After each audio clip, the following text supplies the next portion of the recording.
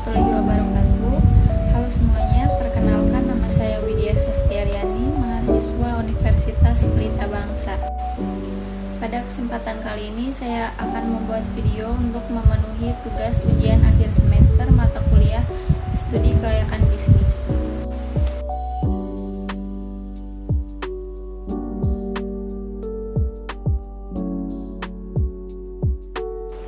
Dari foto yang saya lampirkan di depan tadi, itu adalah foto saya berwawancara dengan pemilik usaha Maju Jaya Elektrik yang berada di Mekarmukti, Cikarang Utara. Nah, usaha tersebut dijalankan oleh pemiliknya sendiri dan tidak mempunyai karyawan. Dari proses wawancara kemarin yang saya lakukan dengan narasumber tersebut, kami membahas bagaimana dia menjadi sumber daya manusianya itu sendiri dan bagaimana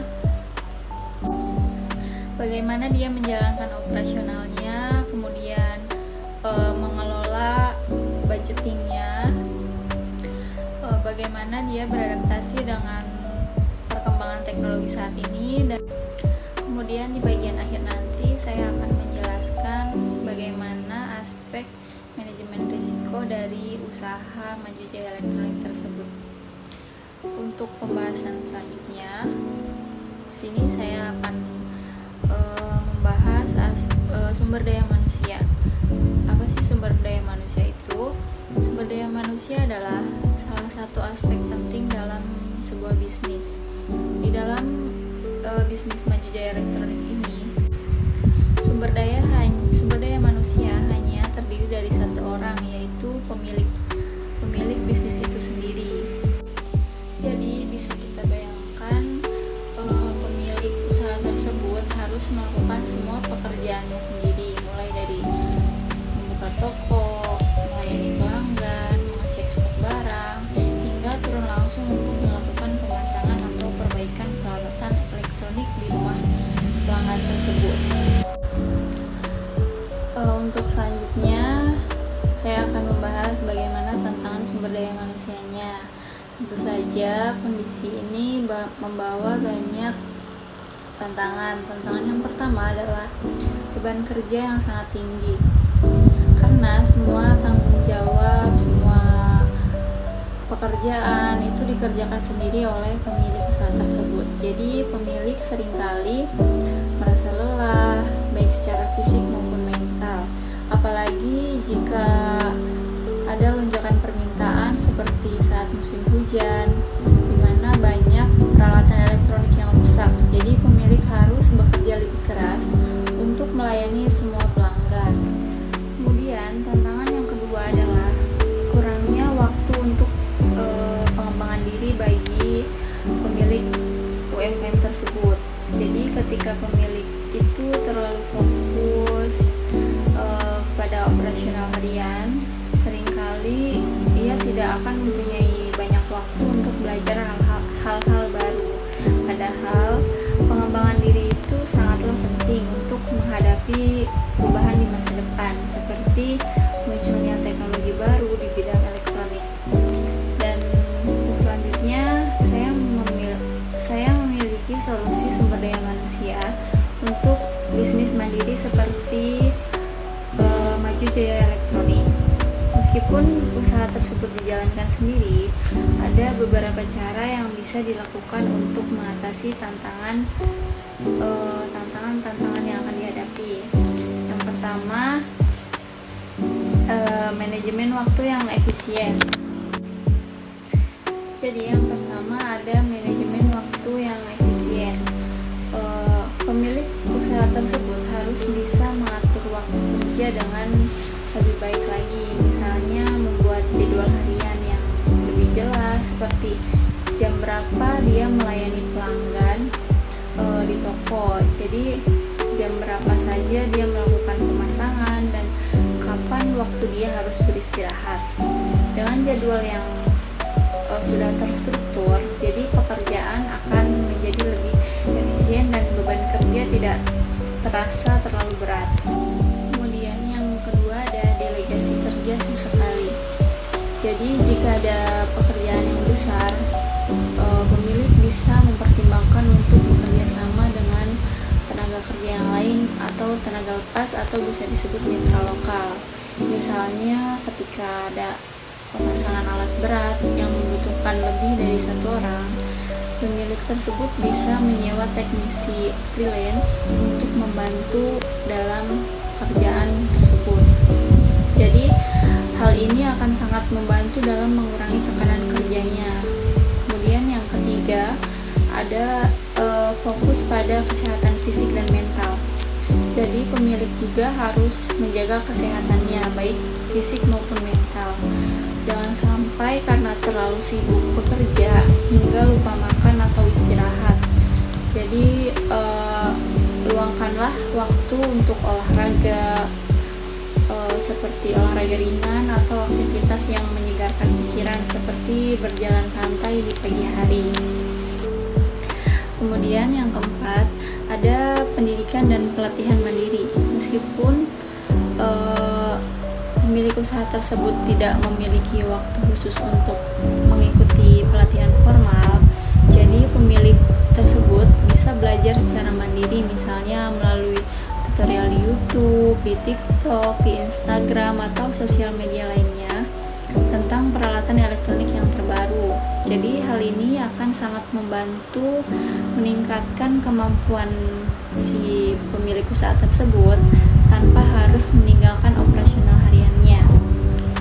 Sebagai contoh inspiratifnya, saya pernah mendengar tentang seorang pemilik bisnis kecil di bidang jasa servis AC yang berhasil meningkatkan keterampilannya hanya dengan menonton video-video pelatihan online. Jadi dengan cara ini dia bisa melayani pelanggan dengan lebih baik, bahkan tanpa harus mengikuti kursus formal. Dan ini adalah bukti bahwa pengembangan diri tetap bisa dilakukan meskipun kita tidak memiliki banyak waktu. Selanjutnya saya akan membahas ke aspek operasional, yaitu bagaimana bisnis Maju Jaya Elektrik tersebut mengelola aktivitas hariannya, mulai dari melayani pelanggan, mengelola stok barang, hingga memastikan layanan pemasangan dan perbaikan berjalan dengan lancar. Jadi operasional di bisnis UMKM seperti Maju Jaya Elektrik ini, operasional adalah inti dari keberhasilan sebuah bisnis, termasuk UMKM seperti Maju Jaya Elektrik. Dalam usaha ini, pemilik usaha tersebut harus menangani banyak hal sendirian, seperti membuka toko setiap hari, melayani pelanggan yang datang, mengatur jadwal pemasangan, hingga menangani perbaikan alat elektronik di lokasi usaha tersebut. Apalagi jika pada saat ada pelanggan yang mengharuskan untuk menangani perbaikan alat elektronik, kemudian ada pelanggan lain yang datang. Jadi itu sebuah tantangan bagi pemilik usaha tersebut untuk tetap bisa melayani semua pelanggannya. Kemudian tantangan operasional ini akan semakin besar ketika semua tanggung jawab harus dilakukan oleh satu orang. Jadi beban kerjanya tuh sangat padat, yang seringkali membuat pemilik usaha tersebut sulit menjaga keseimbangan antara pekerjaan dan istirahat. Kemudian ada beberapa tantangan dalam aspek operasional di usaha atau bisnis Maju Jaya Elektrik ini. Yang pertama ada manajemen waktu. Jadi dengan berbagai tugas yang harus diselesaikan dalam sehari, pemilik ini seringkali kesulitan membagi waktu secara efektif. Misalnya melayani pelanggan di toko yang bisa memakan waktu yang cukup lama, sehingga jadwal pemasangan menjadi tertunda. Contohnya seperti tadi ya, ada seorang pelanggan yang datang untuk memperbaiki yang mengharuskan memperbaiki alat elektroniknya. Kemudian ada pelanggan lain yang datang juga untuk memesan suatu barang elektrik yang ada di toko tersebut. Jadi pada saat pemasangannya itu menjadi tertunda untuk menangani pelanggan yang hanya membeli alat elektronik tersebut. Kemudian yang kedua ada koordinasi layanan. Jadi ketika ada beberapa pelanggan yang membutuhkan layanan di hari yang sama, pemilik harus bisa mengatur jadwal dengan sangat cermat agar semua pelanggan tetap terlayani tanpa merasa kecewa. Ini berlaku di saat pada saat wawancara kemarin saya membahas dengan narasumbernya bahwa di toko tersebut juga menyediakan layanan online. Contohnya seperti ada pelanggan yang sering datang pada toko tersebut untuk meminta nomor WhatsApp-nya agar bisa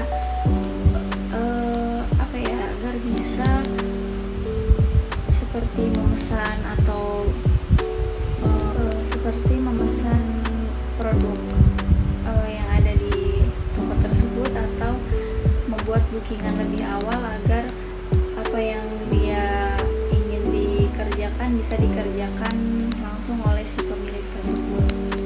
Kemudian yang ketiga ada keterbatasan sumber daya. Jadi operasional bisnis ini seringkali terganggu jika ada alat kerja yang rusak atau stok barang yang habis, karena semua itu dikelola oleh pemilik usaha itu sendiri, dan pemilik itu harus seringkali memantau stok dan kondisi peralatan secara berkala untuk memastikan kelancaran operasionalnya. Untuk selanjutnya ada strategi untuk meningkatkan operasional. Ada beberapa langkah yang bisa dilakukan oleh pemilik bisnis tersebut untuk mengoptimalkan operasional bisnisnya. Yang pertama ada membuat jadwal harian yang terstruktur. Jadi pemilik bisa membuat jadwal harian yang jelas untuk mengatur waktu kerja. Misalnya mengatur waktu pada pagi hari yang digunakan untuk buka toko, kemudian setelahnya dia melayani pelanggan atau bisa diganti untuk membeli stok yang sudah habis. Jadi dengan jadwal yang terstruktur tersebut, pemilik bisa menghindari kebingungan atau pekerjaan yang menumpuk. Kemudian yang kedua ada sistem prioritas layanan.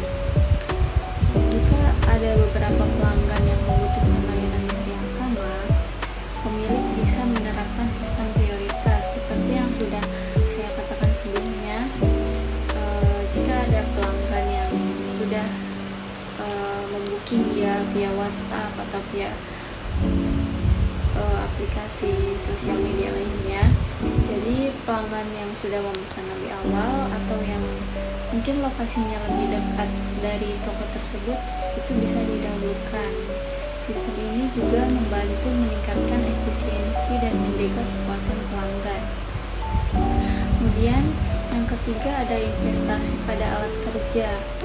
Jadi pemilik usaha itu perlu memastikan bahwa semua alat yang digunakan untuk pemasangan atau perbaikan yang selalu digunakan setiap hari itu dalam kondisi yang baik.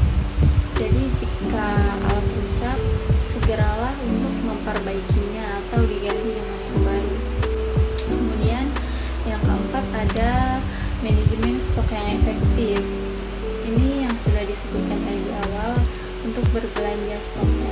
Jadi pemilik usaha itu perlu memantau stok barang secara rutin atau secara berkala untuk memastikan ketersediaan barang yang dibutuhkan oleh pelanggan seperti kabel, saklar, atau lampu, dan yang lainnya. Sistem pencatatan stok yang sederhana, misalnya menggunakan buku atau aplikasi seperti Excel, yang sangat membantu dalam menghindari kehabisan stok. Untuk yang selanjutnya ada peluang operasional yang baik. Dengan operasional yang dapat terkelola dengan baik, bisnis seperti Maju Jaya Elektronik ini dapat memberikan layanan yang konsisten kepada pelanggan. Sebagai contoh, jika ada pelanggan yang merasa puas dengan pemasangan alat listrik yang cepat dan rapi, kemungkinan besarnya mereka akan merekomendasikan bisnis ini kepada teman-teman mereka atau tetangga mereka. Dan selain itu, efisiensi dalam operasionalnya juga membantu pemilik bisnis tersebut menghemat waktu dan tenaga, sehingga ia bisa fokus pada hal yang lain, seperti mengembangkan bisnis atau menjaga hubungan baik dengan pelanggan. Operasional yang baik itu bukan hanya tentang menjalankan bisnis di hari ini saja, akan tetapi juga mempersiapkan keberlanjutan bisnis di masa depan.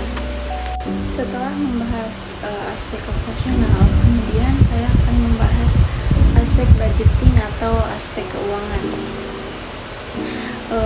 Jadi aspek keuangan ini adalah salah satu fondasi utama dalam menjaga keberlangsungan suatu bisnis, termasuk untuk UMKM seperti Maju Jaya Elektrik ini. Dalam bisnis ini, pengelolaan keuangan itu yang baik sangat penting karena pemilik usaha harus mengelola semuanya sendirian tanpa bantuan akuntan atau staf keuangan. Dari aspek keuangan ini atau aspek budgeting ini, ada beberapa tantangan yang harus dihadapi oleh pemilik bisnis ini. Jadi yang pertama adalah arus kas yang tidak stabil. Pendapatan itu bisa naik atau turun tergantung pada musim atau tingkat permintaannya. Misalnya saat musim hujan, pendapatan mungkin akan meningkat karena banyak pelanggan yang membutuhkan perbaikan alat listrik. Namun di musim lainnya permintaan bisa menurun sehingga pendapatan itu bisa berkurang. Kemudian untuk tantangan yang kedua adalah kurangnya pencatatan keuangan yang rapi. Jadi banyak pemilik UMKM yang hanya mencatat keuangan mereka di kepala mereka saja tanpa menggunakan sistem tertulis. Padahal tanpa pencatatan yang jelas, pemilik usaha akan kesulitan mengetahui berapa keuntungan sebenarnya atau bahkan bisa kehilangan uang tanpa mereka sadari. Kemudian ada masalah lainnya adalah seperti keterbatasan modal untuk investasi selanjutnya. Misalnya ketika pemilik usaha membutuhkan alat baru untuk mendukung pekerjaannya, tetapi dana yang tersedia tidak mencukupi. Situasi seperti ini sangat membuat bisnis itu sulit berkembang lebih maju lagi.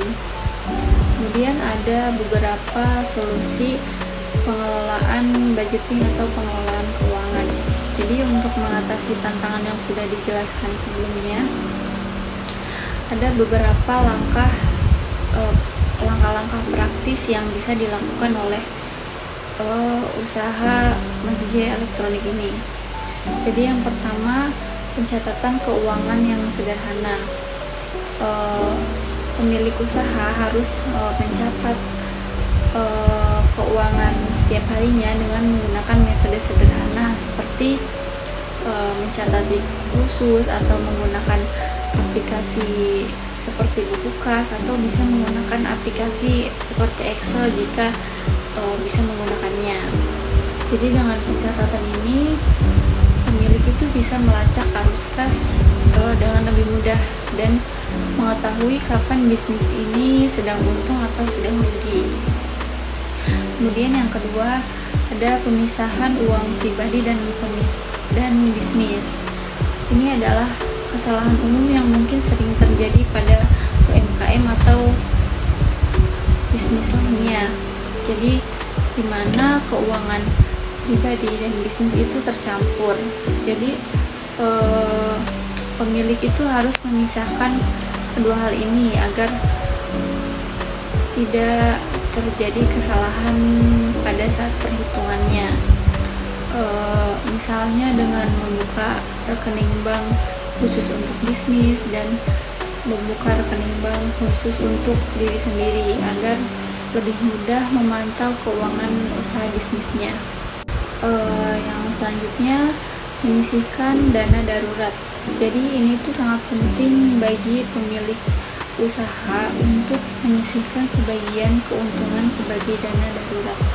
Dana ini bisa digunakan untuk kebutuhan mendesak seperti membeli alat baru atau menangani kerusakan alat yang sangat tiba-tiba. Dan kemudian yang terakhir adalah memanfaatkan pinjaman atau bantuan UMKM. Jika membutuhkan modal yang besar, pemilik biasanya akan mencari sumber pendanaan eksternal, misalnya seperti mengajukan pinjaman UMKM dari bank atau memanfaatkan program bantuan dari pemerintah. Sebagai contoh, banyak program pemerintah yang memberikan pinjaman tanpa bunga untuk pelaku UMKM. Untuk pembahasan selanjutnya, saya akan membahas pentingnya keuangan yang tertata. Jadi dengan pengelolaan keuangan yang baik, bisnis seperti Maju Jaya Elektrik ini akan lebih siap menghadapi tantangan apapun. Selain dengan pencatatan yang jelas, pemilik usaha juga bisa membuat perencanaan keuangan jangka panjang untuk mengembangkan usahanya di masa depan. Untuk yang selanjutnya, kita akan membahas aspek teknologi. Bagaimana pemilik usaha Maju Jaya Elektrik ini beradaptasi dengan perkembangan teknologi saat ini. Jadi bagaimana sih penerapannya teknologi di UMKM seperti Maju Jaya Elektrik ini? Jadi ada banyak sekali cara teknologi yang sangat bisa membantu bisnis kecil seperti UMKM Maju Jaya Elektrik ini. Misalnya seperti menggunakan media sosial seperti Instagram, WhatsApp, Facebook, atau TikTok yang sedang tren sekarang untuk bisa mempromosikan produk-produknya. Jadi dengan teknologi ini pemilik usaha bisa menjangkau lebih banyak pelanggan tanpa harus mengeluarkan biaya yang sangat besar. Kemudian bisa saja memberikan ulasan di Google Maps untuk setiap pelanggan yang datang ke toko tersebut apabila pelanggan merasa puas dengan pelayanannya. Kemudian teknologi itu juga bisa digunakan dalam mengelola operasional. Contohnya seperti pemilik usaha tersebut bisa menggunakan aplikasi untuk mencatat stok barang atau untuk transaksi keuangan. Aplikasi seperti buku kas atau jurnal atau yang lainnya yang dapat membantu pemilik usaha bisa mengelola bisnis dengan lebih efisien. Tetapi ada tantangan teknologinya. Meskipun penggunaan teknologi juga bisa memudahkan, tetapi penggunaan teknologi juga memiliki beberapa tantangan. Yang salah satunya adalah kurangnya pengetahuan teknologi. Jadi tidak semua pemilik bisnis UMKM itu terbiasa menggunakan media sosial atau media digital atau aplikasi tertentu untuk mengembangkan bisnisnya, sehingga mereka merasa kesulitan untuk memulainya dari mana. Selain itu, ada juga tantangan dalam hal biaya awal, misalnya untuk membuka website atau menggunakan software tertentu, sehingga diperlukan investasi awal yang mungkin terasa berat bagi UMKM kecil seperti Maju Jaya Elektrik ini. Kemudian ada solusi untuk memulai digitalisasi. Jadi ada beberapa langkah yang mungkin bisa dilakukan untuk mengatasi tantangan-tantangan yang sudah dijelaskan sebelumnya. Yang pertama mungkin bisa memulai dari teknologi gratis seperti memanfaatkan teknologi yang gratis seperti media sosial atau aplikasi pencatatan sederhana, dan dengan cara ini pemilik bisa belajar perlahan secara perlahan tanpa harus mengeluarkan biaya yang besar. Kemudian yang kedua, belajar secara mandiri. Banyak sekali tutorial secara online yang bisa didapatkan atau bisa diakses secara gratis untuk bisa belajar teknologi seperti cara membuat katalog digital atau memasarkan produk melalui Instagram atau mempromosikannya via WhatsApp, atau bisa juga mempromosikannya via TikTok atau Facebook dan aplikasi lainnya. Jadi pemilik bisa meluangkan waktunya untuk beberapa jam setiap minggu untuk belajar hal-hal tersebut. Kemudian yang ketiga ada fokus pada teknologi yang paling dibutuhkan. Jadi pemilik usaha itu tidak perlu langsung menggunakan semua jenis teknologi. Jadi sebagai langkah awalnya, fokuslah pada teknologi yang paling relevan, seperti aplikasi pencatatan transaksi atau promosi di media sosial. Kemudian ada beberapa manfaat teknologi bagi UMKM seperti Maju Jaya Elektrik ini. Yang pertama, dengan memanfaatkan teknologi atau perkembangan teknologi saat ini, bisnis seperti Maju Jaya Elektrik itu bisa meningkatkan efisiensi dengan menjangkau lebih banyak pelanggan dan bersaing dengan bisnis lain yang lebih besar. Sebagai contoh, jika pemilik ini mempromosikan layanan pemasangan alat listrik di Instagram, pelanggan luar daerah, mungkin sekitar toko, itu bisa mungkin juga tertarik untuk menggunakan jasanya untuk dipanggil ke rumah pelanggan. Jadi teknologi itu tidak hanya membantu memperluas jangkauan, tetapi juga membuat operasional bisnis menjadi lebih mudah dan terorganisir. Nah, untuk yang terakhir saya akan membahas aspek manajemen risiko. Risiko itu adalah sesuatu yang tidak bisa dihindari dalam bisnis.